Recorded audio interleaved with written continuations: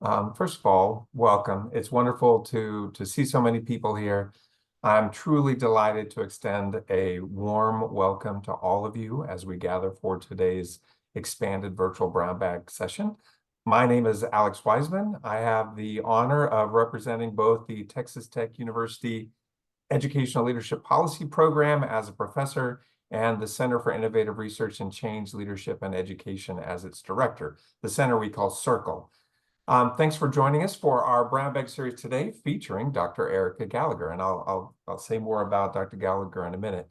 But let me just remind you that the expanded virtual Brown Bag series is part of our Center CIRCLE's commitment to developing an environment of innovation, of research, of learning, and of collaboration that extends literally around the world. So I'll begin by asking you to please, if you haven't already done this, check out our website with your colleagues, with your friends, with your students. If you don't know how to get there, if you just Google TTU and then the word expanded, our website will be one of the first items in the results list. You can register for as many of our upcoming virtual brown bags as you want. We would love to see you there. I think we still have 4 or 5 more brown bags coming up this spring semester. I'm very proud to share with you that we've gathered, I think, a remarkable ensemble of researchers and educators and experts as speakers in the expanded series this year, from as close as right here at Texas Tech University, where I am, and as far away as, for example, Cairo with Dr. Galegher. So check out who else is speaking in the coming months and register to attend all of them that you can. I'll also say that our sincere intention is for this expanded series to empower all of us to make informed choices, to drive positive change, and to inspire educational leaders based on the latest and/or most relevant data and research. But it isn't just about information gathering, it's also about engagement. So as is appropriate, we invite all of you to participate actively, ask questions, challenge assumptions, and collaborate with us in the pursuit of knowledge. Your perspectives, your experiences, your ideas are all invaluable, and they enrich our collective understanding. So as Dr. Galegher is talking today, we ask that you type your questions and comments in the chat, and then save your verbal questions and comments for the Q&A time that will follow. And using those two tools, both the chat and then unmuting afterwards during Q&A, we'll have a great exchange of ideas and information. So without further ado, it truly gives me great pleasure to introduce Dr. Ericka Galegher to you. Dr. Galegher is an independent researcher and consultant in the field of education. She has a Ph.D. in comparative and international education from Lehigh University and an MA in Middle East Studies from the American University in Cairo. She uses qualitative and quantitative methods to conduct research on international schools, internationalization and localization in curriculum and education policies, and teacher preparation and education for diverse and marginalized populations. She's a member of a research collaborative focusing on education for refugee and immigrant students as well. Dr. Galegher, the education sector in Egypt for more than 16 years as a teacher, administrator, and researcher. She continues to publish, lecture, and provide professional development seminars to educators using her research on international schools and refugee and immigrant education. Her brown bag talk today is based on her research on a case study of international schools in Egypt. So please join me in welcoming Dr. Galegher as she presents her research talk titled International Schools in National Contexts, Examining the Implications of the Growing International School Field on Education as a National Project. Dr. Galegher, welcome. I will share my screen, and Dr. Galegher will tell me when to change slides. So okay, so as you start doing this, I'll just start my introduction here. Is originally my interest in this topic began in May of 2007. This is when I moved from the US to Alexandria, Egypt to work in an international school. And throughout my time teaching in international schools in Egypt, I became increasingly, I would say, alarmed by the students' lack of Arabic skills, parents' obsession with their children acquiring the right accent, and then the lack of the real-world connections between the students' lived experiences and then the topics of the curriculum. So additionally, the pride some of the students felt in their very, I would say, very elementary level of Arabic was shocking. And after I moved to Cairo, I found it was even more pronounced and widespread. Thus, I began my quest to investigate how and why this was happening. Next slide. So the next slide is just going to show you a quick outline of what I'm going to talk about. You see just background on the overall study, why I think it's important and significant terms, my focus on the nation state and the purpose of education for nation states, nation building, the model I developed, this global local model, the results, recommendations, and discussions. But like Alex said, it's a brown bag. So please do the raise hand feature, type in a comment, just blurt out something. I'm happy to make this interactive, so I'm not just talking at you the whole time. Next slide. So my study, I collected this data that this discussion is based on is 2008. The overall focus is on what influence do international schools have on Egyptian students, and how does this field influence the broader Egyptian society? So I was really trying to look at the long-term influences of the socialization processes that happen and occur in these schools. My original focus was really using Pierre Bourdieu's social stratification theory, but this presentation is actually showing a move towards analyzing global actors through the new institutional lens. So Alex and others who are interested in that perspective, happy to have a more discussion about that. It's a vertical case study, and I used mixed methods. I had a quantitative survey, and I used multiple linear regression in my analysis. And my quantitative methods were semi-structured interviews and focus group discussions. Next slide, please. So I'm just going to go over some terms for those who may be unfamiliar with some parts of this topic. First are international schools. So the most basic definition of an international school are schools that have basically a curriculum that is different than the government mandated or the national curriculum of that country.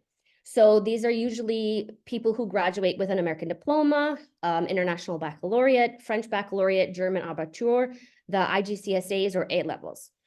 One thing that I noticed in my research was that most of the literature on international schools largely necessitates that a true international school must predominantly include internationally mobile expatriate students.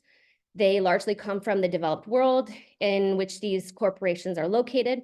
So by having this static definition, host country nationals are often assumed to be a deterrent from being a quote unquote true international school. So these limited definitions don't really encompass the diversity of experiences of international schools in countries like Egypt, where a large majority of students are host country nationals. So, and then host country nationals, clearly citizens of that country, in this case, Egypt, who attend international schools. And then internationalization is the idea that educational policy and practices transcend the nation. And so components of this could be appreciation of other cultures, international communication ability, understanding international affairs, world citizenship.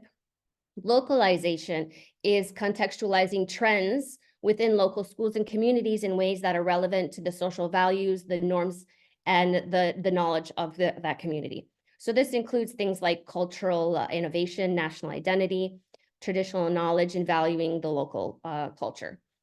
And I'll use the term capital often, and this is a term from Bourdieu, and it denotes the acquisition of resources that can be utilized in a particular market. So I've divided it into two categories. There's transnational capital. So this is more of like foreign language skills or the appropriate use of these foreign language skills. And then local capital such as Arabic language skills. Next slide. So another reason for the significance of this study is there's a lot of research gaps, particularly in the connection between the fact that international schools in developing countries and post-colonial societies often are the elite schools, but they're often looked at as separate. But these two have significant connection. And so by studying international schools, you also have to approach it as an elite school. And as I said before, the exclusionary definition of international schools that kind of perpetuates a neo-colonial idea of who belongs and who doesn't belong in these schools. And then the significant gap on any studies on host country nationals and their experiences in this form of educational institutions. And then the lack of research, there's not as much research on internationalization and localization outside of the higher education field. And then also looking specifically on the connection between global and local context. So you're kind of taking away that state level purpose. Next slide. So another reason why this information is significant is that most of the students who go to these schools in countries such as Egypt are the elite privileged capitalist class. They're generally powerful elite that control the economy and a lot of the opportunities in society. So it's also, as there's a lot of research on why the poor remain poor, it's also equally important to understand how the rich stay rich, to understand those mechanisms that prevent social mobility in societies. And another reason is because of the huge expansion of this market. So if you look at the slide on the right, you see the percentage of increase in international schools over the past 10 years. So there's been a 60% increase in 10 years in the number of schools, international schools worldwide. You have 5.8 million students who attend these schools, and 80% of these students are host country nationals. 60% increase in educators, which is huge because most of these educators come from the global north or English-speaking countries. So I think it's also really significant to make that clear. And then also the percentage of the income that is generated from this is $54 billion. So it's a really lucrative business for a lot of these non-state actors that are now, putting their money into this field for profit. Next slide, please.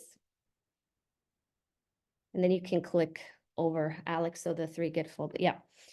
So I'm gonna now talk about the connection between the nation state, nation building, and education. This is kind of going into the idea of education as a nation or national project. So globally, one of the original goals of universal access to education through mass schooling, which swept across the world after World War I, was the creation of national citizens. And the goal of mass schooling was twofold. So you have economic development. This is going to focus on what you see on the left side is human capital development, capacity, skills, and knowledge. All of this was to increase economic and global competitiveness. And then you also have the socialization. So this is the socio-cultural, socio-political development of citizens. So this is, civics education, the shared ideas, heritage, and language and history of a country that everyone shares and comes to an equal, the same understanding. So it's creating this national consciousness. So all of that was basically vital in the creation of these nation states. So these global norms spread as an essential component of modern society in states' quest towards development and national integration. That states to be modern, progressive, and economically advanced states, schooling was a legitimate and required function of the state. So this goes into the idea of legitimacy seeking. So states now look to borrowing and lending of policies and models of education. And part of this is expanding access to public education, that it's a right that everyone has to go to school. But states often still maintain sovereignty over how that was done in the local level. So that's a little bit about what we're going to talk about when we look at how that's changed in the context of international schools. Next slide, please. So why? When we're talking about education as a national project, one quote really stood out. And this was actually from one of our previous speakers, Alex, from last semester. So education as a national project is traditionally seen as the vision that assumes that schooling is organized to educate and socialize children in a specific way. And that is directly linked to the future welfare of a particular nation. For example, German schools are thought to produce German adults with the technical skills, linguistic capabilities, and cultural awareness necessary to carry forth the entity of Germany into the future. So this quote always stood out to me because I thought, well, what image or vision is produced when Egyptians are being socialized and educated in a German school by German teachers through a German curriculum? Do they still acquire the technical skills, the linguistic capabilities, the cultural awareness required to fully participate in the Egyptian society? So to unravel this question, I examined the influence of both global and local connections in the socialization process of Egyptians in international schools in Egypt. And I became increasingly interested in trying to understand the implications of these outcomes on the expectations the state has for education, which is why this discussion is slightly more focused on the state than the initial study.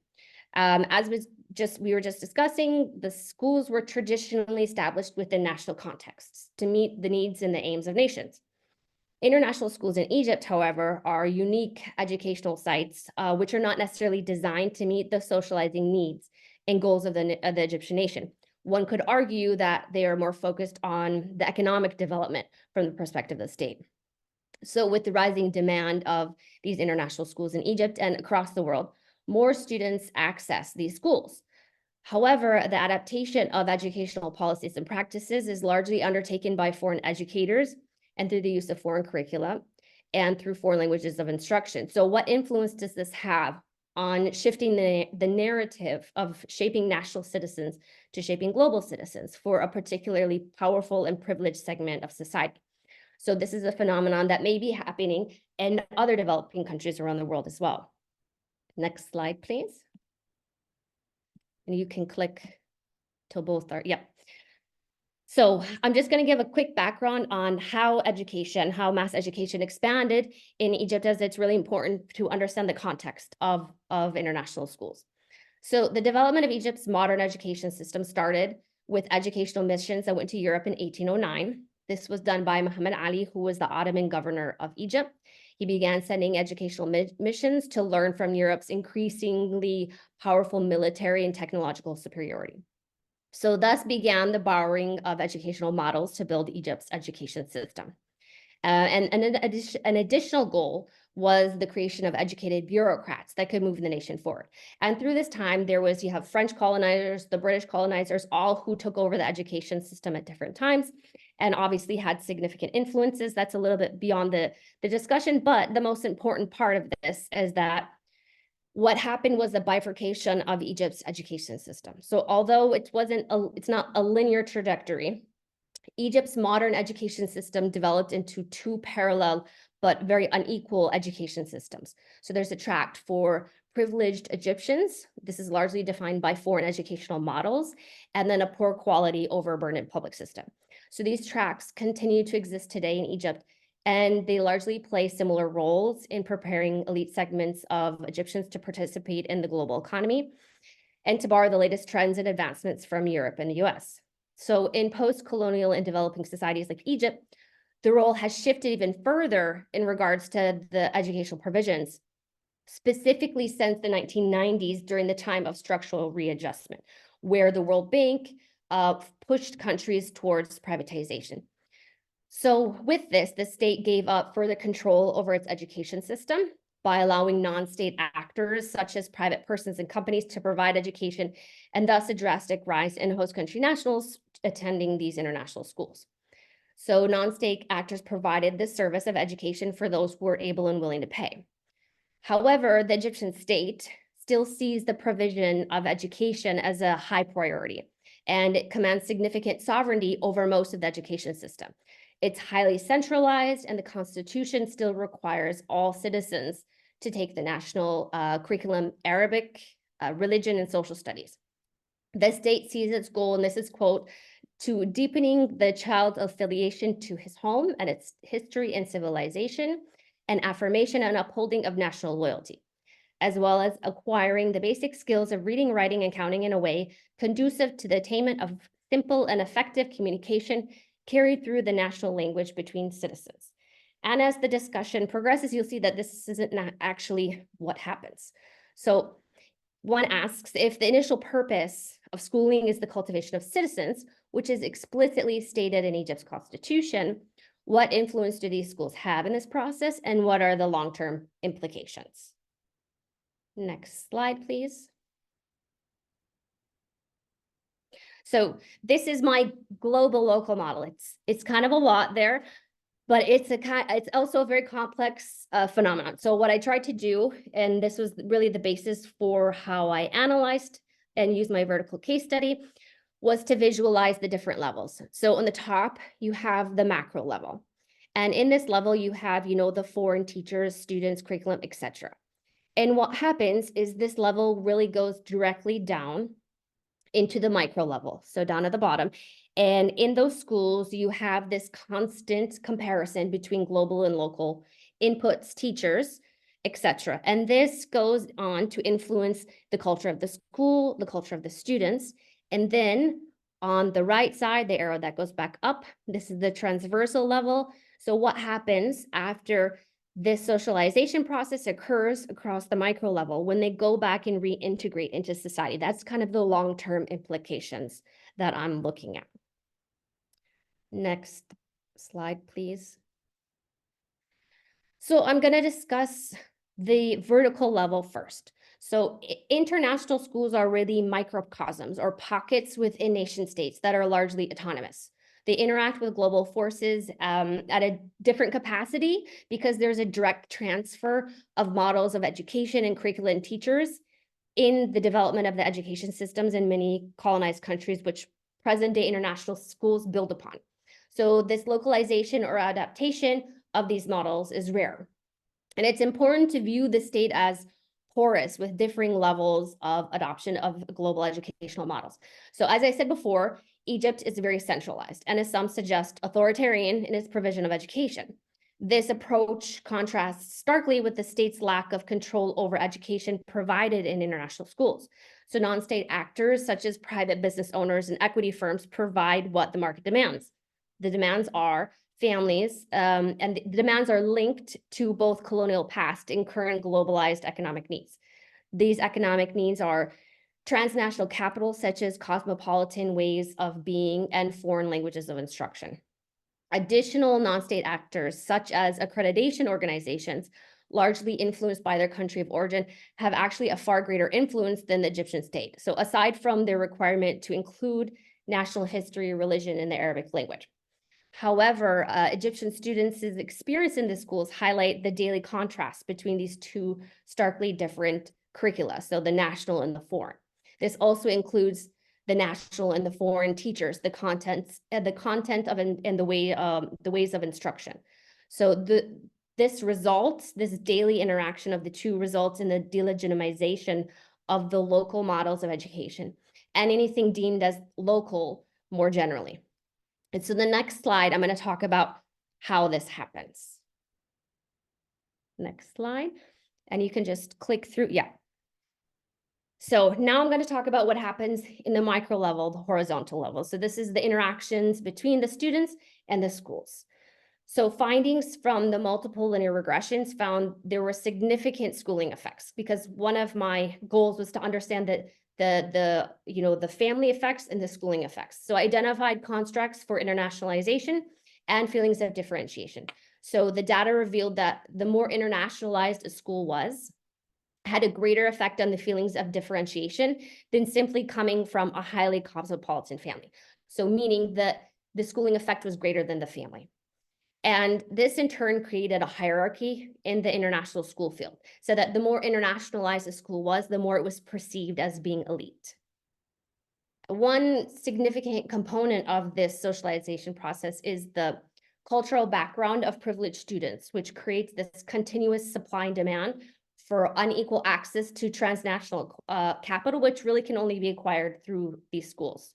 So transnational cultural capital is often defined as like Western ways of being and expression. So it's the right use of foreign languages. And in many post-colonial societies, the perceived superiority of all things Western. So in Arabic, we say "Akht al-Khawega," which means the nod of the foreigner. And this maintains a really powerful hold over Egypt's education systems even today. So I'm going to quote one of the participants who said, "Akht al-Khawega is very prevalent here in Egypt. You might think you'd find it only when it comes to the higher social segment of society. But actually, it has trickled down throughout the society, because when people aspire for greatness financially, they aspire to look like the Westerners, to speak like the Westerners, to eat like the Westerners, while not actually trying to cherish their own culture." So these schools play an essential role in basically perpetuating this myth. And the process, however, results in a continuous devaluation of the local context and the local culture, which I will discuss next. Next slide.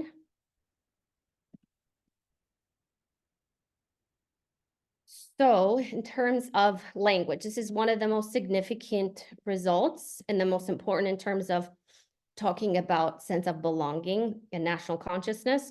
So the lack of good quality Arabic speaking nurseries, well, where these affluent families lived, and the lack of demand due to the foreign language requirements for admissions to international schools had a significant influence on the fact that kids were brought up not speaking Arabic. It wasn't their first language. A lot of kids were taught English first. And most of these children's encounters with the outside world then reinforced social imaginations in which they distinguished and disconnected themselves from belonging to the larger Arabic speaking community. So in these cases, the lack of Arabic at home and the lower social class position of the participants with whom they practice speaking Arabic with embedded these children with an assumed inferiority of the Arabic language that is legitimized and then perpetuated by international schools. And then you go to the language policies of schools. So school policies often forbid students from speaking Arabic, and they do not regularly offer the required Arabic class. One student recalled being hit on the hand anytime the teacher heard her speak Arabic, so eventually she completely stopped speaking Arabic. And the survey results show that 60% of participants stated that they had difficulty maintaining Arabic once they left school. And then they also said those who preferred using a foreign language while interacting on social media was 74%, books 73%, and news 50%, and TV 63%. So a large majority of them interact with these different methods totally either in English, French, or another foreign language and not in Arabic. So what happened here, this is actually, click one more time because I think there's two quotes there, Alex. What happened is, so this participant, this quote comes from an English learning specialist, and she said that we teach kids to speak a foreign language first. For her, she was taught French before Arabic. And she has family whose kids, they learned how to speak English and French both before they spoke Arabic, imagine. And you will find many of the Egyptians were not literate in any language. They weren't literate in Arabic and they weren't literate in English. She continues saying that, so what happened is they picked up spoken English, like nannies, the maids, clubs, or whatever. So you would be fooled into thinking they had good English, but get them to read and write and their English is really poor. Give it to them in Arabic and it's even worse. Next slide, please. So the next part I'm going to discuss is the constant contrast between the global and the local. So respondents often describe those from the lower ends of the spectrum as being more Egyptian. This meant speaking mainly Arabic, being more conservative, and dressing more conservative, or in ways that gave way to the fact that they weren't expressing the right cosmopolitan fashion. So, however, they were seen as having the legitimate capital to authentically express their Egyptianness. In contrast, those at the highest ends of the international school hierarchy describe difficulties that they continue to face trying to authentically express or to own their Egyptianness. And largely this was due to the lack of access to local capital as a result of their schooling experience. The consistent use of the word Egyptian to categorize those from more localized schools who had the legitimacy to express being Egyptian through their use of the Arabic language is revealing. What it suggests is that many graduates of the more elite international schools feel a loss of national identity, while lacking the legitimacy to express being Egyptian in ways that are deemed authentic by the rest of society. So just as a privileged student can immediately identify Egyptians who belong and who do not belong by their linguistic capital, participants often mentioned encounters where Egyptians from lower social classes immediately identified them as not being authentically Egyptian. In fact, some participants who graduated from the embassy-affiliated schools even described being called a foreigner, reinforcing the perceived reality that they will remain lost in the middle. And similar schooling experiences cultivated a sense of belonging, a collective sense of belonging and understanding.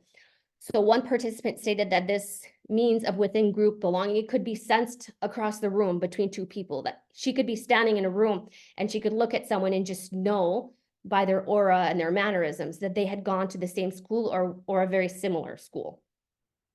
And then if you contrast this with the discussion of students who go to government schools, they're perceived as being submissive, conservative, and international school students are seen as having self-respect, critical thinking, and logical. And I just had a few quotes here that I think is quite significant or telling about their experiences. So one participant said, if I were to symbolically represent that with like a cord, I'd have to say the school cut the cord. You know what I mean? Between me and my country. Click one more time, Alex. And so another participant went on to say that, but I think if you're going to be a person grounded in who you are, then how can you be global? You know what I mean? Like if I was a human being and I'm flying all around in the air trying to be a bit American, a bit French, a bit then where am I? You know, and I live in my own country. It's not like my parents came from different nationalities or I lived abroad. No, I'm in my own country. My parents are Arabs, Egyptian, Muslims. They speak Arabic. So the science says that if you want to maximize cognitive potential in young children, socially, emotionally, they have to be secure and they have to be rooted well. And for children to be rooted well, socially and emotionally, cultural identity plays a big role. You know what I mean? So what's the point of being a global citizen when my cultural identity is in a crisis situation? Next slide, please. So now that, again, this is a similar connection to this global local. So the idea of the foreigner versus the Egyptian. Then the linear regression analysis found that the greatest effects on internationalization in these schools were teachers and the curriculum. So students were keenly aware of the embedded cultural differences between them and the Egyptian teachers. So this often resulted in othering and devaluation. Students were also aware of the cultural divergence between the school culture and the teacher's culture, and the school's lack of support for these teachers, and that the tensions between the micro school environment and the broader Egyptian context often delegitimized these teachers and their backgrounds. So whereas foreign teachers were described as flexible, interactive, on time, or they were serious, and students preferred having them, Egyptian teachers were seen as aggressive or having ulterior motives. One student described it as an us versus them scenario. They did also describe that some Egyptian teachers, mainly the females, as being very maternal, and that they could develop positive understanding relationships based on the shared cultural commonalities versus the transient teachers who lack understanding or genuine care and would just soon leave. And then looking at the curriculum, it's similar. So the inferiority of the national curriculum was strongly connected to the perceived inferiority of the Egyptian teachers and the background of these teachers. The qualitative results also indicated that the teaching style of most foreign teachers was preferred as it converges with their own cosmopolitan backgrounds. The national curriculum was seen as memorization, brainwashing, constraining, a joke, one said a continuation of recess. The policies surrounding the frequency of these classes also demotes the importance. Sometimes they're required to have the class, but the Arabic class, they might have it every other week, once a week, where the other classes you would have it daily or every other day. So how the school represents the Arabic language in the national curriculum to the students denigrated its importance, and in some schools it was completely excluded altogether. In general, the national schools were perceived as authoritative and that they instill students the fear of authority and submission. On the contrary, international schools were perceived to cultivate a sense of empowerment, particularly for women. That was one participant's perception. They were seen as engaging. However, they also were seen to be very disconnected from their lived experiences. Where does my history fit in? I was once teaching a unit on World War II and it was titled War on the Home Front. And my class said, well, who's home front? Why are we talking, what's going on in my country? What's happening where we are? What is the home front? This is nothing to do with us. I mean, it does, but the description of the unit and the way in which they approached this perspective was really disconnecting for many of the students. Next slide, please. So I'm going to discuss two particular encounters that kind of describe how the development of their sense of belonging and identity from international schools is then perceived when they go kind of out in the real world. So there are two experiences, one taking the national exams and then the revolution. So this resulted, these experiences basically resulted in reinforcing social boundaries and the heightened awareness that they did not fully belong in the macro society because, quote, their definition of Egypt is very different. So a challenge that for many would never be overcome, nor did they ever desire to overcome this anyways. So national exams are usually taken in public or government schools, and they're required by all secondary schools. It's basically a high stakes exam in order to graduate. So students described these experiences as uncomfortable, shocking, incomprehensible, that these are actually considered schools. Participants were described as being dumbed down, they were looked down upon, that the teachers and students looked at them and assumed that they were foreigners, that they were weak and internationalized, and that the boys were being seen as being feminine. So nevertheless, these encounters merely reinforced for privileged students the superiority of their education, despite it being perceived as inferior in these specific contexts. And the next encounter is the revolution, or the Egyptian uprisings in 2011. This provided an opportunity for many of the participants that they stated encouraged a sense of desire for genuine engagement with and collective affinity towards Egypt. So one student, Salma, was a student of the French embassy school, and she felt a significant loss of national identity as a result of her schooling, stating, quote, "The revolution was an instance, a moment when we all thought we could actually belong here, that we actually would have had our say to integrate the society, not integrate the society, but to help society and to build Egypt once again. Of course, that dream faded away, and all that's left of it's just a dream. But it did ignite some sort of curiosity to have a say in what Egypt would look like."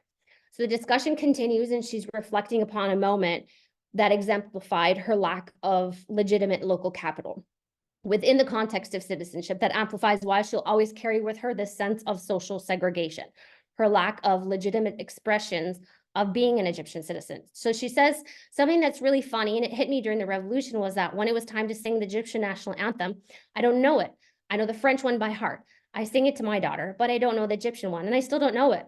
So her description of this realization as funny alludes to the fact that it's farcical, her attempts to authentically belong to the macro society. And the fact that she attended school in her own country, which taught her the national anthem of the country's previous colonizer, rather than the country in which she and the school are locating, is telling. So again, these encounters merely, they resulted in momentary feelings of collective affinity, which quickly fades to participants largely described to acquiescing to being somewhere lost in the middle. Next slide, please. Now, the transversal level, this is basically re-entry into society once they leave these schools. So again, I'm just going to reiterate some of the findings that the linguistic capital was the most significant determinant of social class position. It's an immediate status indicator, and students used linguistic capital as a means of within-group inclusion and exclusion. It gives them access to private workforce, the skills to be a part of them and integrate into the global economy through working in big multinational companies. And then disadvantages, again, language. So all participants noted the problem either that they faced or our fellow students faced as a result of their lack of Arabic skills. Sometimes it significantly influenced where they could or could not work. So again, there were these feelings of estrangement and that these feelings, when they participated in the outside world, many of them felt that they simply didn't fit in, and they just desired to remain within their own spheres of influence. So as a result, next slide, Alex. You look at the societal impact. So the picture, this is Cairo. The part on the left is where I would say majority of Egyptians live. The part on the right is an elite area of Cairo where some people who go to international schools might live. And it is very drastic, the difference in where people live in the urban areas. So this goes into the idea of social and spatial segregation as well as social stratification. So overall, the results showed that international schools are defined by a focus on internationalization, and that the dominant culture of students is cosmopolitanism. And you couple this with the devaluation of local capital and the lack of localization leaves many participants in some way incapacitated once they left their international school. So the practices they employed to deal with this basically culture shock were often further social and spatial segregation. They hyper-emphasize their high-class means of distinction and feelings of disconnect from their own country. So at the time, I'm sure it's much greater now, over 40% of respondents lived in gated compounds and communities. Now, most of these schools have moved out to these compounds and gated communities, so it's only going to further segregate them both educationally and spatially from these other areas.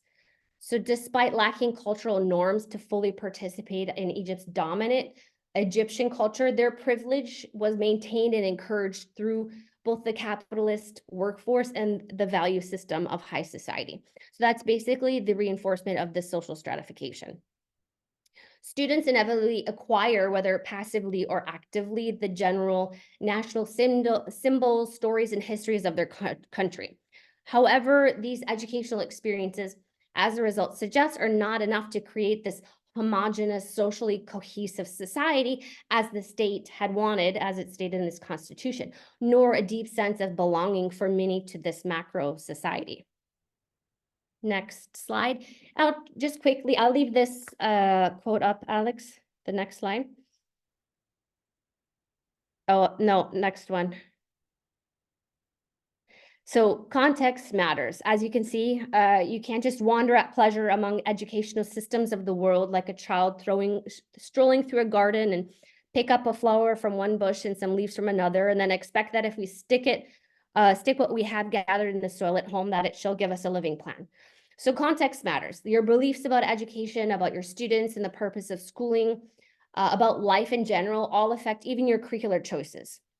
It affects how you implement change, your instructional methods, and how you interact with your students in classrooms. So going to my recommendations quickly. Oh, I think, Alex, you might have my old one. That's okay. Basically, it's not here, but what I talk about is something called, for school policies, it's adapted internationalism. So the idea that you build capacity through using research-based knowledge and practice incorporated into the needs of each individual school community. And then sustainability, meaning that you have to cultivate buy-in from parents, faculty, staff, and the board of your school. Infrastructure, that you have policy, curriculum, and school culture. So this means integrating things such as culturally responsive pedagogy, having equal and transparent means of hiring and pay scales for local and foreign hires, hiring more local teachers, and training foreign hires, and creating a collaboration with the two so that they can bridge, the gap that might be there. And then there's government policies. So some things that the government can do is require schools and cultural centers to incorporate, Arabic and national social studies, but in ways that allow for the flexibility in delivering content. And this is important because there needs to be, a seamless transition between the two so that the contrasts are not so glaring. And to also regulate international schools as foreign language requirements, which would encourage parents at home to speak Arabic to their kids, as well as put them in Arabic speaking nurseries, and to also encourage the development of bilingual schools. And then parents. So a lot of parents here anyways, they don't speak Arabic at home. So you should speak Arabic at home. Encourage your kids to speak Arabic with people who are valuable to them in their lives, like their grandparents, aunts, family members, and to value your culture at home and to take a look inside at your own belief systems around your languages and your own culture.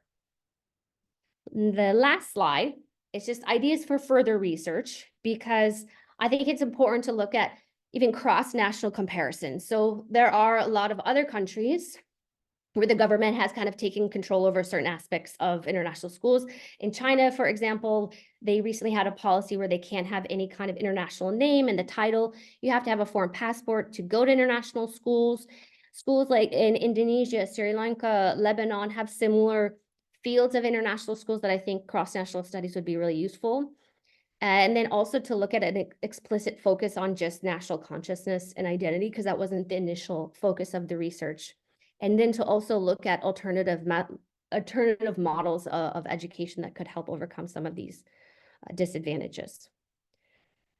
So thank you so much. Does anyone have questions? Thank you, Dr. Gallagher. That was wonderful. Really appreciate it. we do have time for questions. You feel free to put your question in the chat, or you can unmute and ask directly.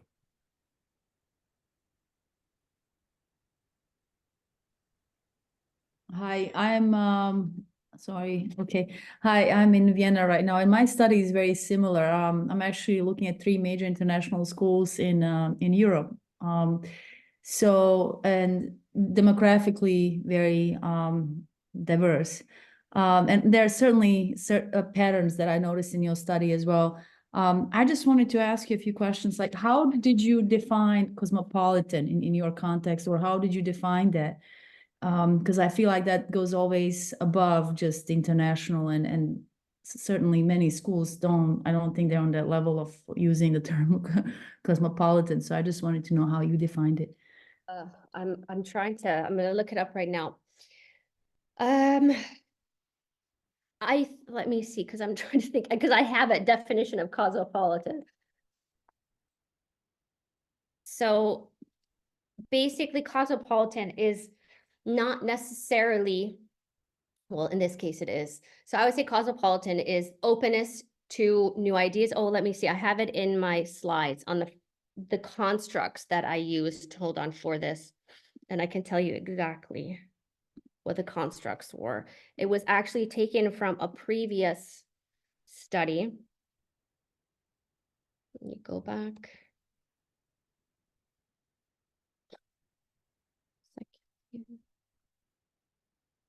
Terms.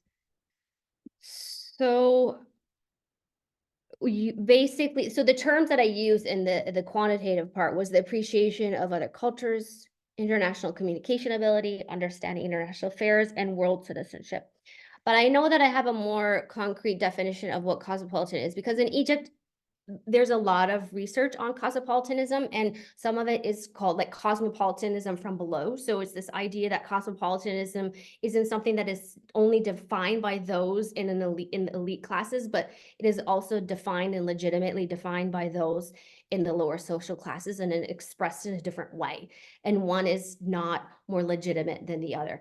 In this case, it is if you're talking about looking at social class differences. So if you're talking about elite international schools, they kind of create the rules of the game. So their definition of what appropriate cosmopolitanism is what you have to play by, because that's just where the power of it comes from, right?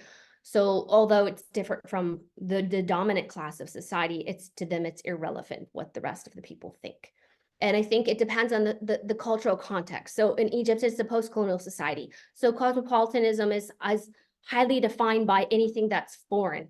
It's not going to be this integration of, local identity or local ways of kind of adapting it. It's basically anything that's foreign, and being as foreign as possible, having the perfect accent, dressing the right way, getting your clothes from abroad, and then wearing it in the appropriate fashion, that you're not too American. So it's this balance of not being too American, but not being too Egyptian.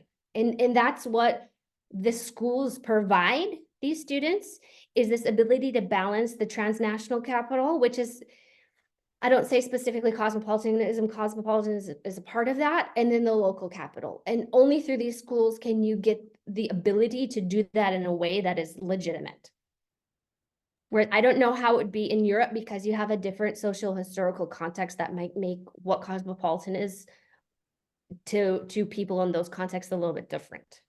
And thank you so much for explaining that. And I'll let other people ask questions. And just looking at your research, certainly there are parallels to mine. And I just wanted to ask you, just looking at the result of everything, do you find that in order for international to thrive, because these schools call themselves international, in order for them to thrive, do you need the national? Yeah. I would say, if you want them to be sustainable, you mean in terms of, so let me ask, are you saying, do you need them as a part of international schools as a Do you field? need the validation of national identities in order for the international to thrive? Yeah, because if you're going to talk about it, there was that one, like you have to develop roots of a student. So if you're, it's similar to third culture kids. So it's interesting because when I taught this third culture kids project, the Egyptian kids are like, but I feel like that. But I'm not an expatriate. So why do I feel like this? Like, why do I have so many connections to this? So they have similar feelings of disconnection as third culture kids. So some of the solutions to creating those roots and those sense of identity is implementing things like culturally responsive pedagogy, training for teachers, and policies that will then allow students to find their identity. Maybe it's as an American or as a Korean or whatever it is, to take times in the classroom to say, yeah, go use Korean materials to do this project. Or it can be done across the board because international schools in your context are probably quite diverse. So all students, international and national, are still going to get advantages, are still going to, what's the word I'm looking for? Will still create roots in their understanding. Do you understand? Does that kind of make sense? Yes, thank you.